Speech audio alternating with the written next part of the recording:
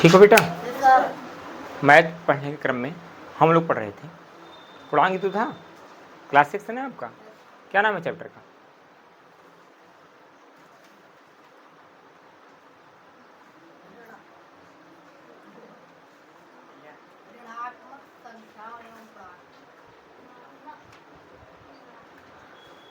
ऋणात्मक संख्याएं एवं पूर्णांक। हिंदी पढ़ना नहीं आता, हम नहीं संतुष्ट। आपने संख्याओं पढ़ा है, संख्याएं ए लिखा है। ऋणात्मक संख्याएं एवं पूर्णांक। घर पर बेटा रीडिंग करो, पढ़ो, जुबान तोड़ो। ये सब जानते हुए भी नहीं पढ़ पा रहे हो, इतना दूर है तभी मैंने पढ़ लिया क्या लिखा है ना। कहने का मतलब है कि पढ़ो, कापी किताब लाए हो, पढ़ो, ईमानदारी करो। अगर आप नहीं पढ़ते हो तो अपने आप से आप चोरी कर रहे हो, अपने मम्मी पापा को आप धोखा दे रहे हो, स्वयं को धोखा दे रहे हो और अपने आने वाली पीढ़ी को भी धोखा दे रहे हो।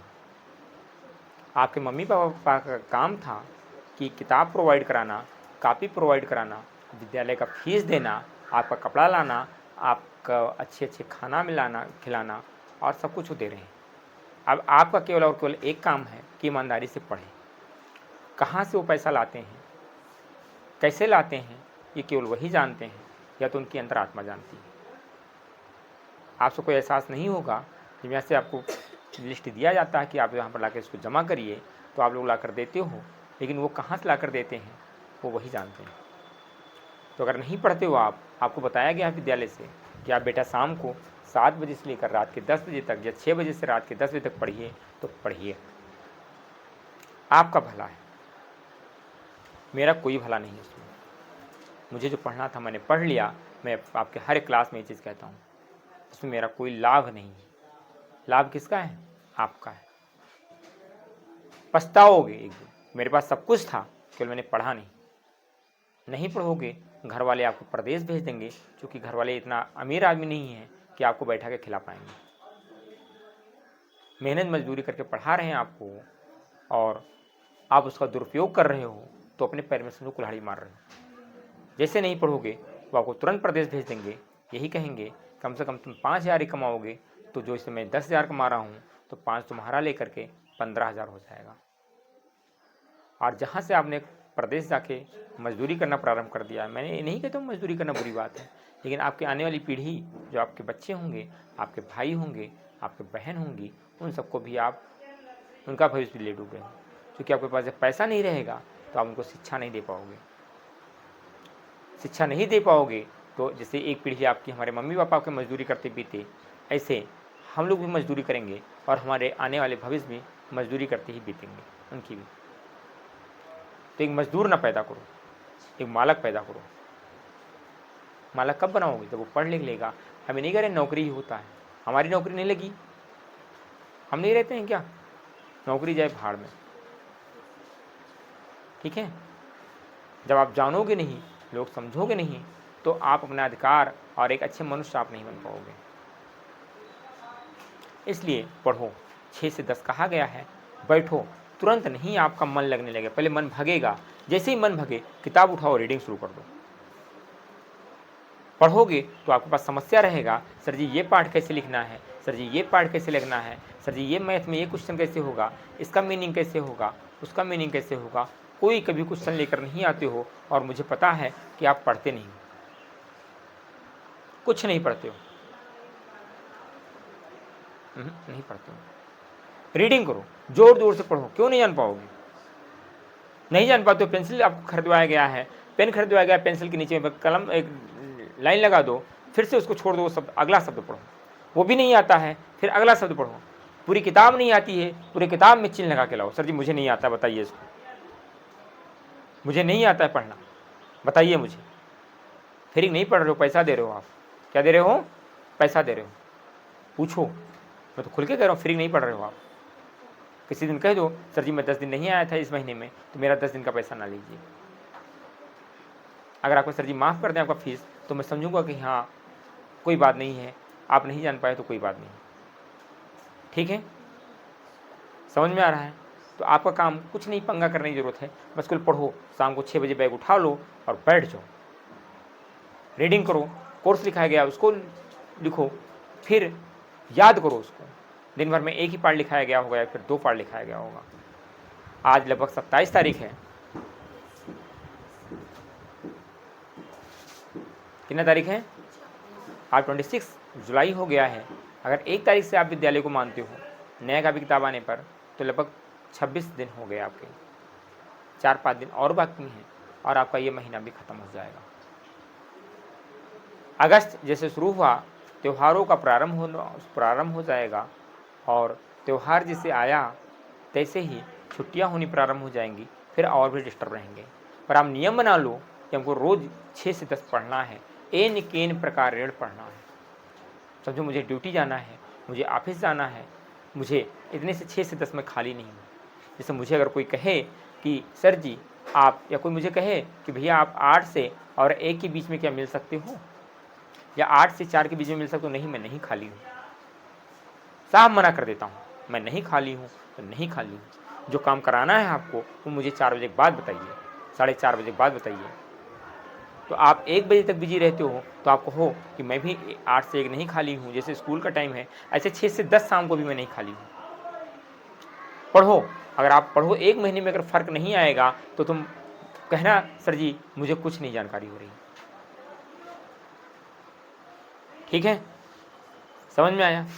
हाँ, धोखा ना करो अपने आप से। धोखा करोगे तो आप अपना समय बर्बाद कर रहे हो, अपना पैसा बर्बाद कर रहे हो। मेरा कुछ नहीं जाता है, आप पढ़ोगे फिर निकल जाओगे, फिर कोई दूसरा पढ़ेगा वो भी ऐसे निकल जाएगा।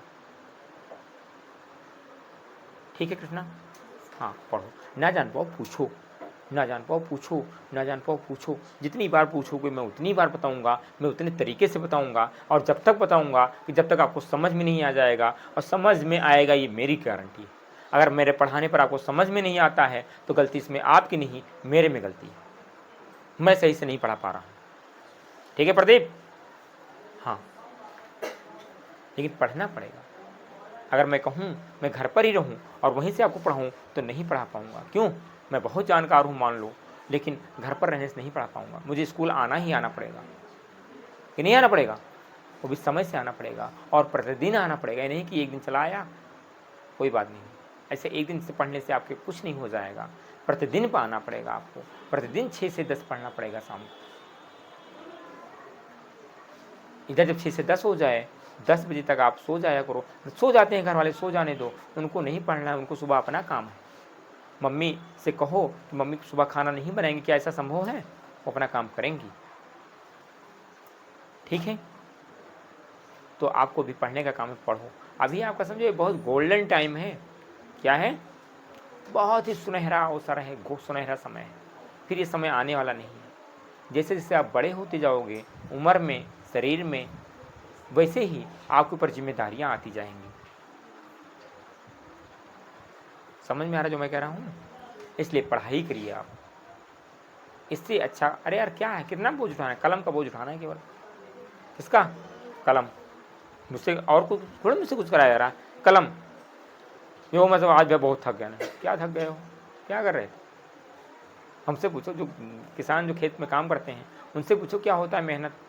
इस धूप में जो हम लोग पंखा के नीचे बैठे हैं, कूलर के नीचे बैठे हैं, एसी के नीचे बैठे हैं, एसी से निकलते ही अंगड़ाते हुए कहते हैं अरे यार आज तो बहुत गर्म है। गर्मी तुम क्या जानो? गर्मी उनसे पूछो जो खेत में काम करते हैं, गर्मी उनसे पूछो जो ठेला चलाते हैं, जो लगाते हैं, गर्मी उनसे पूछो जो रिक्शा चलाते हैं, क्या होती है गर्मी। और वो कौन करता है? कोई दूसरा नहीं करता, हमारे आपके मम्मी पापा ही करते हैं। समझ में आ रहा है? वो अंग्रेज आकर हमारे खेत की गुड़ाई नहीं करते हैं, वो पुर्तगाली आके हमारे खेत में गुड़ाई नहीं करते हैं, वो फ्रांस वाले आके गुड़ाई नहीं करते। कौन करता? हमें आप में से कोई ना कोई करता है। ठीक है, वेरी गुड। तो आपको शाम को 6 से 10 बजे तक पढ़ना है। ये निश्चय कर लो, शाम को 6 बजे मुझे बैठ जाना है और रात के 10 बजे तक पढ़ना है। 10 बजे के बाद खाना खाओ, खाना खाने में मज़ा आएगा। एक तलब, जैसे अभी लंच का टाइम कितने बजे है? 10:30 बजे है, अभी 10 ही बजा है, तो अभी भले भूख लगा हो, टिफ़िन भी रखा है सामने, पर कब खाएंगे? 10 बजे का। मज़ा आएगा खाने में, थोड़ी और भूख लग जाएगी, थोड़ी और भूख लग जाएगी तो खाना भी अच्छे से खाएंगे और चबा चबा कर खाएंगे और फिर पाचन शक्ति बढ़ जाएगी, फिर हमको एनर्जी भी ज़्यादा आएगा। ठीक है, कोई दिक्कत तो नहीं? पढ़ोगे ना, पढ़ो यार। अगर 1 महीने में रिपोर्ट ना आए, ना तेज हो जाना, तो कहना सर जी आपने हमको गलत बताया था। ठीक है, आगे पढ़ा जाए, इसलिए बताना जरूरी है, क्योंकि आप लोग अभी नए हो, नहीं जान पा रहे हो, तो वो समझाना मेरा काम है। अब हर एक काम डंडे से नहीं होगा कि हर बात पे मैं स्टिक रखूं और आपको मारूं। मारने पीटने वाला काम खत्म। अब बालक खुद ही जानकार है, उसको खुद ही पता है कि मेरे घर की स्थिति क्या है, मेरे मम्मी पापा मुझे कहाँ से फीस दे रहे हैं, कहाँ से विद्यालय का ये खर्चा पूरा होता है, कहाँ से घर का खर्चा पूरा होता है, और कहाँ से कितनी परेशानियों में तब जाके मैं फीस पाता हूँ। ठीक है, हाँ, तो वो कमी आप ही पूरा कर सकते हो। जब पढ़ोगे तो उनका भी मन लगेगा, हाँ यार सही चीज़ है, मैं सही जगह पैसा लगा रहा हूँ। अगर आपको प्रदेश जाना है तो छोड़ दो पढ़ाई, जाकर कोई काम सीखो, और फिर जब काम सीख जाओगे तो प्रदेश में जाना। जब प्रदेश से कमाना, पढ़ना क्यों? तो पढ़ना काम है, कोई नहीं काम पढ़ना है। कई लोग हैं, और एक केवल मेरा विद्यालय बताता है, मैं बताता हूँ। हमारे बच्चे समझदार होते हैं, अन्य जगह पर नहीं बताया जाता है। जितने भी यहाँ से अन्य जगह पर गए हैं, प्रदेश ही गए हैं। क्यों? सूरज कहाँ है? साथ छोड़े हमारा 2 साल बाद में, 2 साल बाद में प्रदेश पहुंचे। अरुण कहाँ है? कितना नाम मैं गिनाऊं, कितना नाम मैं गिनाऊं, जो मेरा साथ छोड़ दिया, वो छोड़ दिया, फिर अपना गांव भी छूट गया उसका।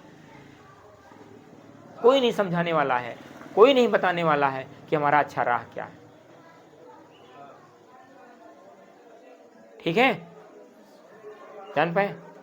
कई लोग इनके गांव से ही, जिनको आप लोग जानते हो, सब कहाँ है? प्रदेश। कितनी उम्र है? 14 साल, 15 साल, 16 साल। तो ऐसा गलती आप लोग ना करना। पढ़ो यार, क्या सब कुछ तो मिल गया आपको। बहुत किस्मत वाले हो आप लोग, जो ऐसे मम्मी पापा आपको मिले हैं, जो आपको सब कुछ ला कर दे रहे हैं, कापी किताब फीस हर एक चीज़। अब आपका काम है पढ़ना, तो पढ़िए। ठीक, पढ़ा जाए आगे।